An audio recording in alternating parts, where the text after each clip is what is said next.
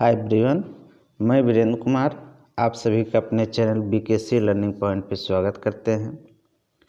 आज हम देखेंगे कि वाल्व के प्रकार, water and waste water engineering में जल आपूर्ति के लिए वाल्व का क्या प्रयोग होता है तथा इस वाल्व का प्रयोग करने से हमको क्या क्या फ़ायदे होते हैं।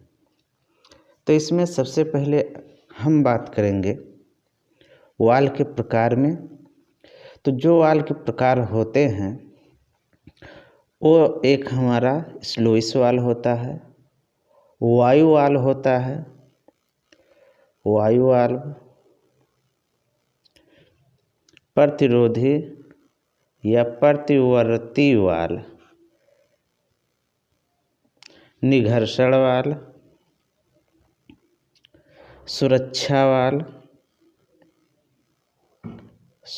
वाल्व तथा इस प्रकार के और बहुत सारे वाल्व होते हैं जिसको हम इस वीडियो में कवर करेंगे। जो हमारा बीटीयूपी का सिलेबस होता है उसके अनुसार जो महत्वपूर्ण हमारे वाल्व हैं उसको हम इसमें पढ़ेंगे। तो हम सबसे पहले देखते हैं कि लुईस वाल्व क्या होता है। लुईस वाल्व को एक और नाम से जाना जाता है जिसको गेट वाल्व कहा जाता है या इसको शट अप वाल्व के नाम से भी जाना जाता है। यह जो हमारा लुईस वाल्व होता है, gate valve, shut up valve के नाम से भी जाना जाता है। अब हम बात करते हैं इस वाल्व के बारे में जिन्हें जल वितरण व्यवस्था में कह सकते हैं जल के प्रवाह को नियंत्रित करने के लिए शोधन केंद्र से शहर की ओर जाने वाली बड़ी साइज की जो मुख्य पाइप होती है उस पे लगाया जाता है। यह जो वाल्व लगाए जाते हैं यह हमारे सीधी लंबाई में 304 किलोमीटर के अंतराल पे एक एक वाल्व करके लगाए जाते हैं। इस वाल्व के लगाने से होता क्या है कि जो हमारी पाइपलाइन अधिक लंबाई में होती है वह छोटे छोटे खंडों में विभाजित हो जाती है। जैसे अगर एक पाइपलाइन यहाँ से इस प्रकार से बिछाया गया है, इसकी लंबाई 5 किलोमीटर है। यदि किसी कारण इसमें कोई कमियां हो रही है और उसकी मेंटेनेंस करना है, यह पाइप को बदलना है, तो यहाँ से लेकर के और यहाँ तक पूरे पाइप में जल आपूर्ति को रोकना पड़ता है। तो पूरे पाइप की जल आपूर्ति ना रोकना पड़े इसलिए क्या किए जाते हैं कि बीच बीच में ऐसे वाल लगा दिए जाते हैं।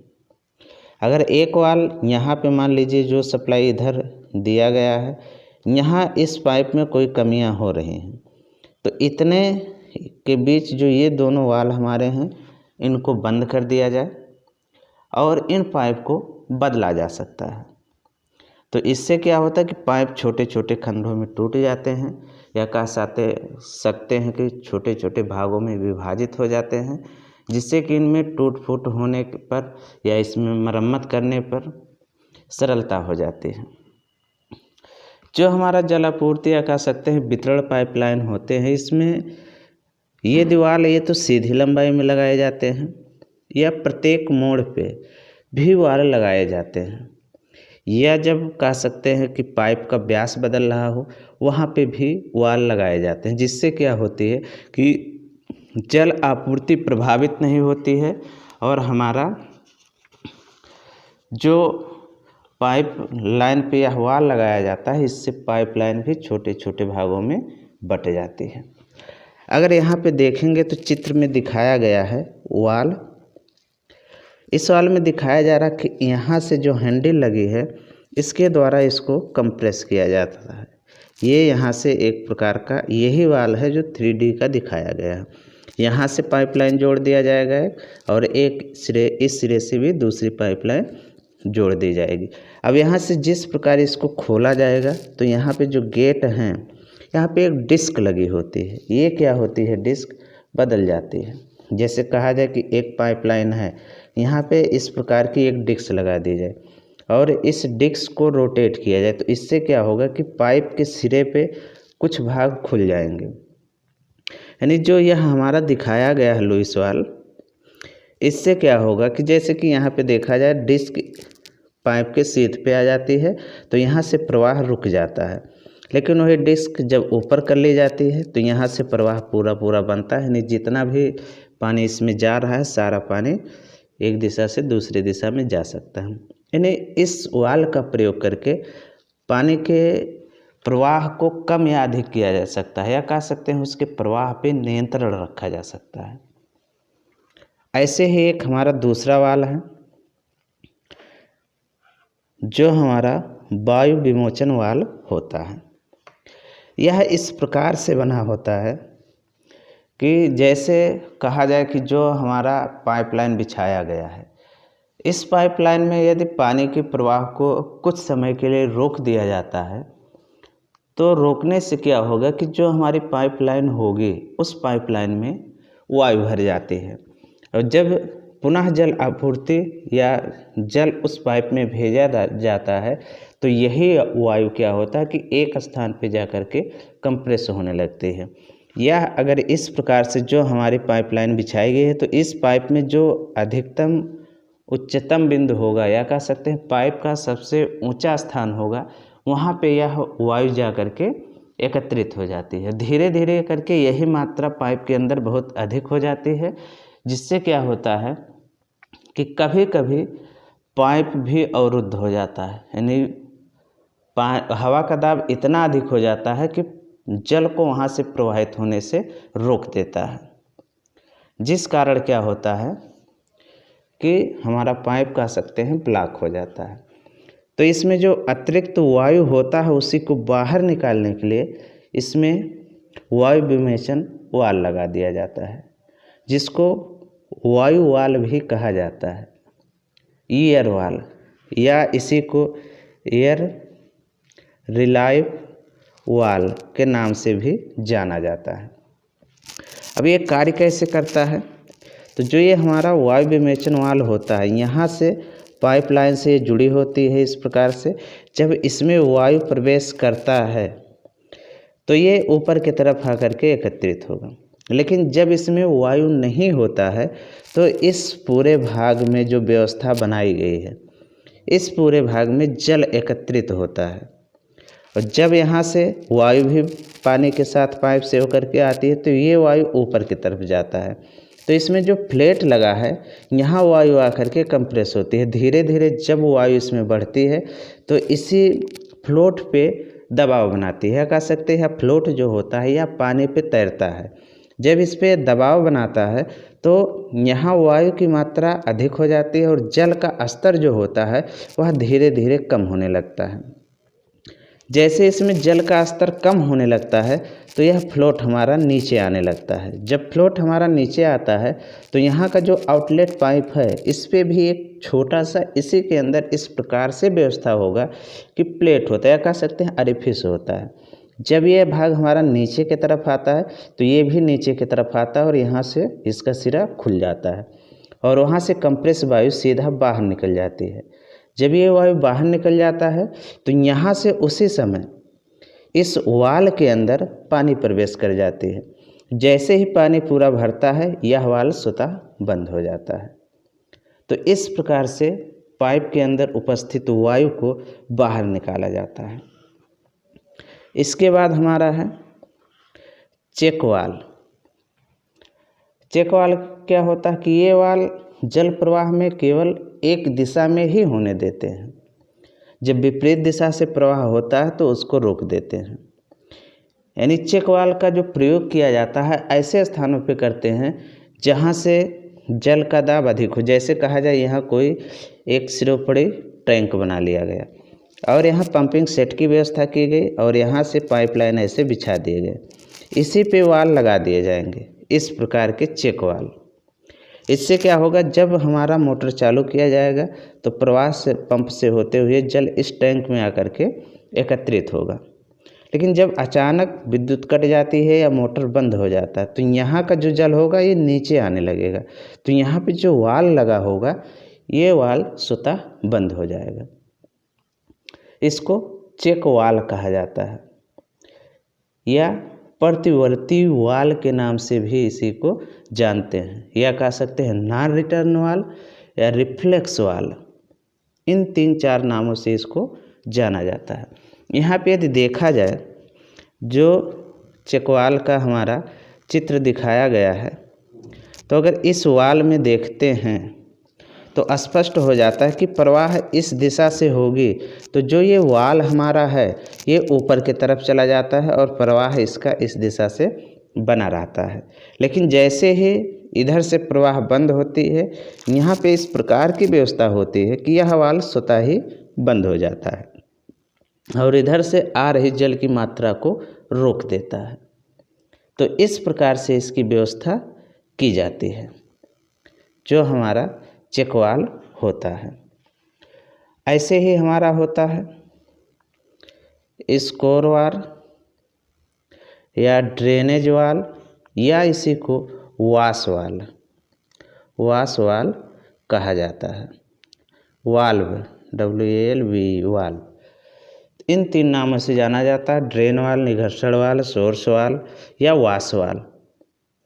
इसका काम क्या है कि जैसे हमारी जो पाइपलाइन होती है, इस प्रकार से पाइप ऐसे पूरे क्षेत्रों में बिछाया गया हो, तो इसका जो ये वाला भाग होता है ये बंद रखा जाता है, क्योंकि अगर जल आपूर्ति आगे नहीं भेजनी है तो यहाँ पे एक प्लग लगा दिया जाता है, यह कह सकते हैं कि पाइप के सिरे को बंद कर दिया जाता है। होता क्या है कि जब क्षेत्र में जल आपूर्ति की जाती है तो ये जो हमारे पाइप दिखाए गए होते हैं इनमें जल भर जाती है।